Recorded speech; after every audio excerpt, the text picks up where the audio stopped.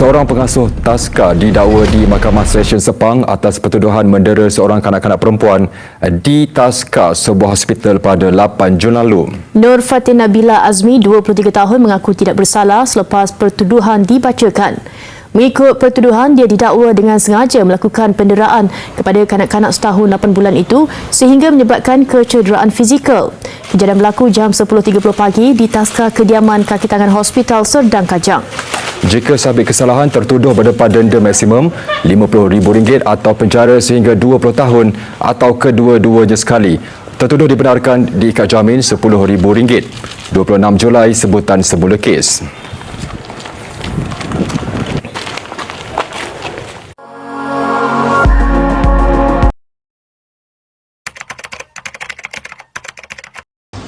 Semua diminta matikan telefon bimbit anda sepanjang perbicaraan berlangsung bagi menghormati perbicaraan pada hari ini. Jika gagal mematuhi peraturan dalam sidang mahkamah pada hari ini, akan dikenakan hukuman tata tertib yang telah ditetapkan. Di dalam Mahkamah Seksyen Sepang, kes penderaan kanak-kanak perempuan berusia 1 tahun 8 bulan sehingga menyebabkan kecederaan fizikal, iaitu di pergelangan tangan, kepala dan kesan parut di bahagian tubuh di belakang kanak-kanak tersebut. Yang Arif, saya Aisyah binti Ismail, bertindak sebagai timbalan perdana raya dan di pihak pembela tertuduh Puan Siti Nur Al-Fatihah binti Kefri dan diwakili oleh Puan Nur Izzah Syafiqah binti Nasaruddin, iaitu selaku peguam bela. Yang Arif, saya memohon agar pertuduhan dibacakan terhadap tertuduh. Bahawasanya kamu, Puan Siti Nur Al-Fatihah binti Kefri, pada 8 Jun lalu lebih kurang pada pukul 10.30 pagi bertempat di taska kediaman kaki tangan Hospital Serdang Kajang, didapati telah mendera seorang kanak-kanak perempuan berusia 1 tahun 8 bulan sehingga menyebabkan kecederaan fizikal yang parah di bawah Seksyen 31-1A Akta Kanak-kanak 2001. Jika disabitkan kesalahan, kamu boleh dapat hukuman denda sehingga RM50,000 atau dihukum penjara maksimum 20 tahun atau kedua-duanya sekali. Adakah kamu faham dengan sabutan ini? Saya faham. Adakah kamu mengaku bersalah ataupun mahu minta bicara? Saya mengaku tidak bersalah dan minta untuk dibicarakan. Puan Siti Nur Al-Fatihah binti Kefri, adakah kamu faham bahawasanya pengakuan tidak bersalah ini tidak boleh membuat rayuan ke atas sabitan kamu, tetapi hanya boleh merayu ke atas hukuman yang dikenakan jika disabitkan kesalahan? Saya faham, Ya Arif. Baiklah, pihak pendakwa raya, adakah kamu telah bersedia untuk prosiding selanjutnya? Yang Arif, pihak pendakwa raya akan mengemukakan seorang saksi pendakwaan. Kami memohon kebenaran mahkamah yang mulia ini untuk memanggil saksi yang pertama, iaitu Puan Khairunisa Izzani untuk memberi keterangan.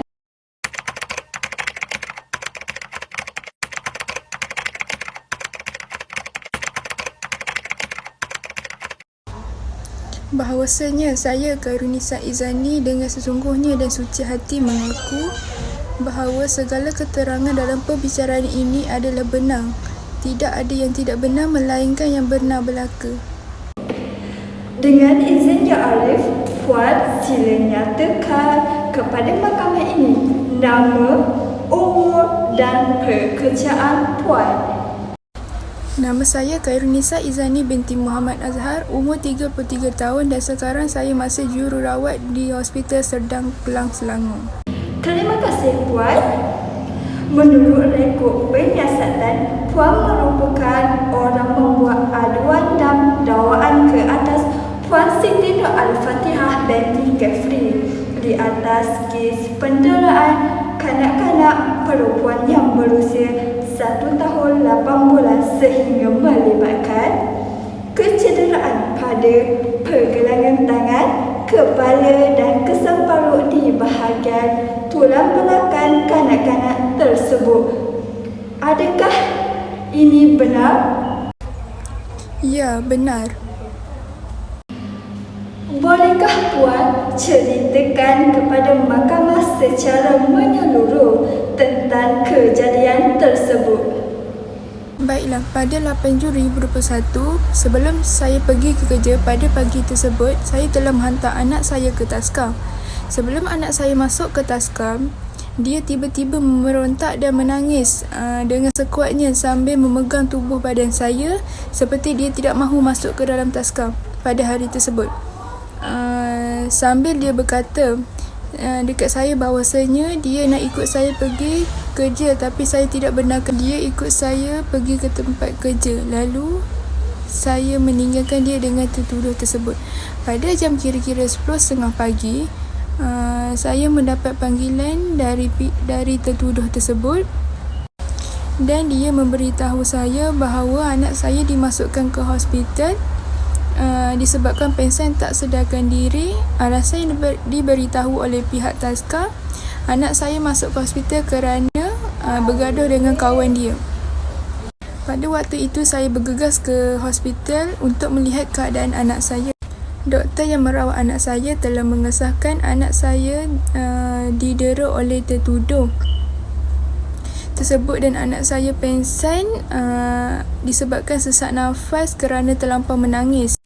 Doktor itu berkata lagi pada saya, yang mendera anak saya sangatlah bijak kerana dia tidak meninggalkan kesan yang mencurigakan pada saya. Dan dengan ini membuatkan anak saya sangat trauma.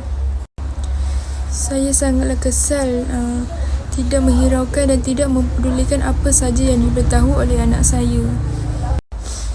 Saya ingat anak saya saja-saja memberontak. Rupanya sebelum ini dia telah menyalip mangsa dera kepada pihak Taska tersebut. Bilakah Puan sedar tertuduh itu mendera anak Puan dan apa tindakan yang Puan ambil selanjutnya? Seperti mana yang saya ceritakan tadi, ketika doktor mengesahkan anak saya telah didera, pada masa itu saya sedar bahawasanya anak saya didera dan pada hari yang sama juga saya telah membuat siasatan terhadap tertuduh mengenai kes penderaan yang telah tertuduh lakukan terhadap anak saya. Semasa Puan membuat siasatan kepada tertuduh, adakah tertuduh mengaku dia yang mendera anak Puan? Tidak, sebaliknya dia menyatakan yang dia tidak sengaja menunjukkan kepala dan memukul anak saya kerana anak saya membuat pergaduhan dengan kawan yang lain.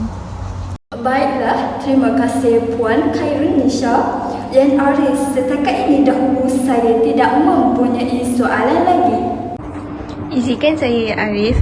Adakah Puan yakin bahawasanya anak Puan cedera fizikal seperti kepala dan pergelangan tangan dan di tubuh belakang anak Puan akibat anak buah saya? Ya, benar.